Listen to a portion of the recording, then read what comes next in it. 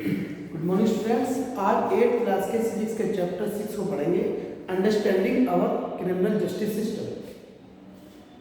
हमारी आपराधिक न्याय प्रणाली यानी हमारा जो क्रिमिनल जस्टिस सिस्टम है वो किस तरह से काम करता है, इस चैप्टर के माध्यम से हम पढ़ेंगे। ठीक है, क्या प्रोसीजर होता है या कोई अपराध होता है तो उस अपराध में क्या किस तरह से जो न्याय प्रणाली किस तरह काम करती है वो इस चैप्टर के माध्यम से हम समझेंगे। ठीक है, ये कहानी शुरू होती है मिस्टर मिसिस सिंधे के घर से, जहाँ उनके यहाँ पे एक नौकरानी काम करती है जिसका नाम है शांति। और मिस्टर और मिसिस सिंधे एक दिन किसी पार्टी में जा रहे होते हैं और जब वो तैयार हो रहे होते हैं तो अचानक मिसिस सिंधे जब अपना गोल्ड चेन ढूंढ रही होती है तो उन्हें वो मिलता नहीं है, जिससे उनका शक जो है संदेह अपनी नौकरानी शांति पर जाता है और वो उसके कमरे की तलाशी लेने के लिए जाती है। तो जब तलाशी लेते वक्त तो उसके संदूक से जो है 10,000 रुपये से बरामद होते हैं, जिससे कि वो ये मान लेते हैं कि ये चोरी जो है उसी ने ही की है, ये चेन उसी ने चुराई है। और इसके लिए वो पुलिस कंप्लेंट करती है, जिससे पुलिस उसे गिरफ्तार कर लेती है। पुलिस केवल 10,000 रुपये को ये सबूत एविडेंस मान करके उस नौकरानी को अरेस्ट कर लेती है। लेकिन बाद में जो ट्रायल पूरा होता है वो इस चैप्टर के माध्यम से देखेंगे।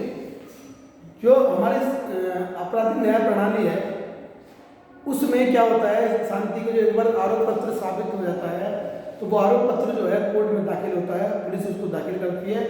और जब मुकदमा चलता है, जिस मुकदमे में हालांकि बेचारी गरीब है, इसके पास कोई लॉयर जो हायर करने के लिए पैसे नहीं होते, इसलिए जो स्टेट है गवर्नमेंट है वो उनको एक लॉयर देती है। और वो लॉयर जब क्रॉस क्वेश्चन करता है तो उस क्वेश्चन में उन्हें पता लगता है, वो एक सवाल पूछते हैं कि क्या ये नौकरानी इससे पहले भी कभी चोरी आपके घर में उन्होंने की है, और दूसरा क्या आपको उसके संदूक से कुछ चेन बरामद हुई है। 10,000 रुपये जो मिले हैं क्या वो 3 साल से आपके यहाँ काम कर रही है 1,000 रुपये महीने के हिसाब से, तो क्या वो 10,000 रुपये नहीं जोड़ सकती? तो 10,000 रुपये को ही मात्र एविडेंस मान करके किसी को कैसे गिरफ्तार किया जा सकता है या किसी पर 200 रुपये किया जा सकता है। तो इस चीज़ को क्लियर करने के लिए ये तो एक स्टोरी के माध्यम से हम समझा दिया। वो शांति जो है बाइज्जत बरी हो जाती है। तो इस तरह से जो है बाद में पता लगता है कि एक गैंग जो है जो शहर में घूम रहा होता है, जो घरों में चोरी क्या करता था, इसके बारे में पता लगता है, वो चेन भी बरामद हो जाती है। तो ये तो स्टोरी इसमें चली थी जिसके माध्यम से ट्रायल चला था। अब वो ट्रायल जो चलता है उसके बारे में डिस्कशन करेंगे इस चैप्टर के माध्यम से। ठीक है, सबसे पहले आपके जो हमारे क्रिमिनल जस्टिस सिस्टम में 4 की प्लेयर्स होते हैं, जिनमें police, public prosecutor, defence lawyer, चौथा होता है जज। सबसे पहले बात करते हैं police, role of the police. Police का काम क्या होता है? पुलिस का काम होता है कहीं कोई अगर अपराध हो जाता है, घटना होती है, कंप्लेंट नोट करना कि उसका नाम, पता, डेट, समय और एविडेंस का पूरा एड्रेस। ठीक है, जब एफआईआर फाइल करती है, एफआईआर का मतलब है फर्स्ट इन्फॉर्मेशन रिपोर्ट, तो वो उस पूरी चीज़ों को, सब चीज़ों को जो है तथ्यों को लिखती है। और लिखने के बाद जो है वो इन्वेस्टिगेशन करती है। उस इन्वेस्टिगेशन में जो एविडेंस मिलते हैं या जो सबूत मिलते हैं, जो गवाही रिकॉर्ड करने के बाद उस आधार पर पुलिस ये सुनिश्चित करती है कि इस व्यक्ति ने जो है अपराध किया है। और जब उसे लगने लगता है कि सारी चीज़ें उसके खिलाफ जा रही हैं, चाहे वो सबूत हो या गवाह, तो वो एक आरोप पत्र बनाती है जिसे चार्जशीट कहा जाता है और वो उसे कोर्ट में दाखिल करती है। कोर्ट में दाखिल करने के बाद फिर उसके ऊपर जो है चर्चाएं चलती है। ठीक है, उस पर पब्लिक प्रोसिक्यूटर और डिफेंस लॉयर के बीच में जो है बहस होती है। लेकिन उससे पहले हम बात कर लें पुलिस के बारे में कि पुलिस का रोल क्या है। पुलिस केवल एफआईआर दर्ज नहीं करती है, पुलिस के लिए कुछ गाइडलाइन दी गई है सुप्रीम कोर्ट के अकॉर्डिंग कि पुलिस जब किसी को अरेस्ट करने जाती है तो उसको उसके अपराध की सूचना देती है, समय बताती है किस कारण से उसे गिरफ्तार किया जा रहा है, और गिरफ्तार करने के 24 घंटे के दौरान, 24 घंटे के अंदर अंदर ही उसे, उस अपराधी को, एक्यूज को मजिस्ट्रेट के सामने प्रस्तुत करना है। दूसरा, वो उसके साथ कुछ भी मिसबिहेवियर नहीं कर सकती, और यदि उसने कोई बयान लिया है उस एक्यूज का तो पुलिस कस्टडी में लिया गया बयान जो है वो कोर्ट में मान्य नहीं होता है। ये कुछ गाइडलाइंस दी गई है। डी के बासु गाइडलाइन है उसमें भी इस चीज़ को दिखाया गया है कि पुलिस जब किसी के यहाँ पहुँचती है, जो कोई भी पुलिस का अधिकारी अगर किसी को गिरफ्तार करने के लिए जाता है तो फुल ड्रेस में होना चाहिए, उसके नेम टैग होना चाहिए, उसका डिजिग्नेशन होना चाहिए और जिसको वो अरेस्ट कर रहा है उसको उसकी सूचना दी जाए। जब वो अरेस्ट करता है तो उसके परिवार का फैमिली मेंबर कोई हो जिसके गवाह के रूप में उसके सिग्नेचर हो, और जब वो उसे अरेस्ट कर लेता है, यदि वो मान लिया रहने वाला कहीं और का है और कहीं और से आ गया है, तो 12 घंटे 8 से 12 घंटे के अंदर उसे उसके फैमिली मेंबर्स को उसके अरेस्ट की सूचना देनी अनिवार्य होती है। ठीक है, और वो उसके साथ कुछ भी मिसबिहेव नहीं कर सकती है। दूसरा, 15 साल तक के बच्चे और महिला को केवल पूछताछ के लिए पुलिस स्टेशन में नहीं बुलाया जा सकता। ये कुछ गाइडलाइन दी है सुप्रीम कोर्ट के अनुसार जो पुलिस को जिसका पालन करना होता है। अब जैसे कि मैंने बताया कि पुलिस जो है FIR फाइल करती है और जब आरोप पत्र दाखिल हो जाता है कोर्ट में तो उसके बाद जो है काम शुरू होता है पब्लिक प्रोसिक्यूटर का, क्योंकि पब्लिक प्रोसिक्यूटर जो है वो सरकारी वकील होता है और यदि कोई अपराध होता है समाज में तो वो अपराध जो है अपराधी समाज के विरुद्ध माना जाता है, इसलिए उसने जो अपराध किया वो समाज के विरुद्ध किया है। इसके लिए पब्लिक प्रोसिक्यूटर जो है उसके खिलाफ जो केस लड़ता है और अपने तमाम गवाह और अपने तमाम जगह जो है जारी रखता है।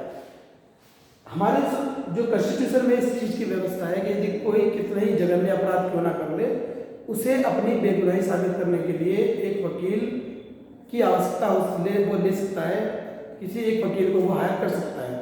यदि वो कोई वकील या लॉयर करने में सक्षम नहीं है, उसकी आर्थिक स्थिति इतनी मजबूत नहीं है, तो जो हमारे गवर्नमेंट है, स्टेट गवर्नमेंट, वो उसको एक लॉयर भी प्रोवाइड कर सकती है जिसे डिफेंस लॉयर कहा जाता है। ठीक है, तो यहाँ पर क्या होता है, पब्लिक प्रोसिक्यूटर और डिफेंस लॉयर के बीच में जो जगह होती है, आपस में आर्ग्यूमेंट होती है, दोनों अपने अपने पक्ष रखते हैं, अपने अपने एविडेंस रखते हैं, गवाह प्रस्तुत करते हैं और उन गवाहों से एक दूसरे जो वकील है वो क्रॉस क्वेश्चन भी कर सकते हैं। ठीक है, चौथा आता है जज। जज का काम क्या है? जज एक अंपायर की तरह काम करता है जो दोनों वकीलों की जगह को सुनता है और सारे सबूत, सारे एविडेंस और गवाही जब किसी अपराधी के खिलाफ जाती है तो उसे जो है अपराधी घोषित करता है, उसके लिए उसे सजा जो तय की जाती है। सजा अगर नई सजा के अलावा जुर्माना भी देना पड़ता है, यदि वो जुर्माना देने में, फाइन देने में सक्षम नहीं है तो उसे जुर्माने के तौर पर उसकी सजा भी बढ़ाई जा सकती है। ये काम जज का होता है। ठीक है, तो जैसे कि मैंने बताया कि इसमें जो स्टोरी थी, इसमें शांति के जो वकील थी, डिफेंस लॉयर थी, वो कमला रॉय थी और उन्होंने उनसे क्रॉस क्वेश्चन किए थे कि किस तरह से उन्हें फंसाया जा रहा है उनके वकील को। और दूसरा, उनका भाई जब इसके बात के लिए कहने के लिए जाता है तो पुलिस उन्हें उल्टा उसके भाई को भी उसी को अरेस्ट कर लेती है और 2 दिन उसको रिमांड पर रखती है। 2 दिन बाद उसकी मार पिटाई करने के बाद जब वो ये अपने बयान से उबरता नहीं है तो पुलिस उसको छोड़ देती है। ठीक है, अब आती है बात फेयर ट्रायल। इस पूरी घटनाक्रम में जो ट्रायल हुआ है, मुकदमा चला है, क्या वो निष्पक्ष रहा था? तो इस पर गौर करने वाली बात है जब आप पुस्तक में देखेंगे कि जो अदालती कार्रवाई होती है वो किसी एकांत स्थान पर नहीं होती, ना ही किसी बंद कमरे में होती है, खुले स्थान पर होती है और जिसमें जो FIR जो की दी जाती है, जो आरोप पत्र दाखिल किया था, उस आरोप पत्र की एक कॉपी जो है एक्यूज को भी दी जाती है और जो भी अदालती कार्रवाई होती है वो एक्यूज के सामने होती है, उसके भाई को भी अदालत में बैठने की इजाज़त मिलती है।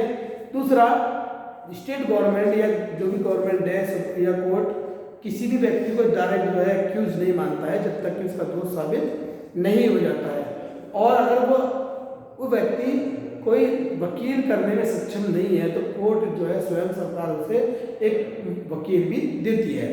तो इस तरह से ये बात साबित हो जाती है कि जो ट्रायल होता है, मुकदमा होता है, अदालत में जो कार्रवाई प्रोसीजर होता है उसमें पूरी तरह से फेयर ट्रायल है, निष्पक्ष रूप से जो है उसकी जो कार्रवाई चलती है। आपने देखा होगा कि जब अदालती कार्रवाई चलती है फिल्मों के माध्यम से, फिल्मों में, तो उसमें जो कानून की देवी जो है उसकी आंखों पर पट्टी बंदी होती है जिसमें दिखाया जाता है कि उसकी नज़र में सभी बराबर है और वो निष्पक्ष तरीके से ही अपने जो निर्णय है डिसीजन को देगी। तो फेयर ट्रायल का मतलब ये है कि जो भी अदालती कार्रवाई होती है उसमें किसी का भी पक्ष नहीं दिया जाता, कानून के समक्ष सभी लोग समान हैं, चाहे वो किसी भी जाति धर्म का व्यक्ति हो, अमीर हो, गरीब हो या किसी ओहदे पर क्यों ना हो, यदि उसने कोई अपराध किया है तो कानून की नज़र में सभी बराबर है। ठीक है बेटा, तो चैप्टर आपका समाप्त होता है। नेक्स्ट चैप्टर में, नेक्स्ट वीडियो में नेक्स्ट चैप्टर पढ़ेंगे। और यदि आपकी कोई क्वेरी हो, क्वेश्चन, तो आप मुझसे कभी भी कॉल कर सकते हैं। Thank you.